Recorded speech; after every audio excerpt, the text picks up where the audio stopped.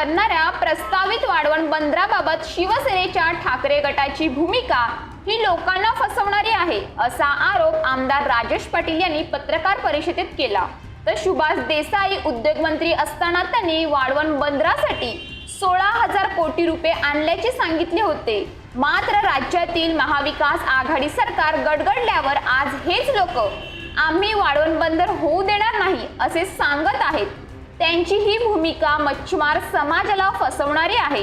वाढवण बंदर होऊ देणार नाही अशी भूमिका बहुजन विकास आघाडीची आधीही होती, आजही आहे आणि उद्याही तीच राहील, असे पाटील यांनी सांगितले। तर वाढवण बंदर घोषित झाल्याच्या दिवसापासून पक्षाचे हितेंद्र ठाकूर यांनी त्याला कायमस्वरूपी विरोध केला आहे। आम्हीही विधानसभेत वेळोवेळी वाढवण बंदराचा विषय चर्चेला आणला, विधान भवनाच्या पायऱ्यांवर बसून निषेधाचे फलक झळकावले। मच्छीमार समाजासाठी वाढवण बंदर नको ही भूमिका आम्ही कायम ठेवली आहे। हा प्रकल्प पालघर जिल्ह्यासाठी आणि मच्छीमारांसाठी विनाशाचा प्रकल्प आहे, असेही पाटील यांनी सांगितले।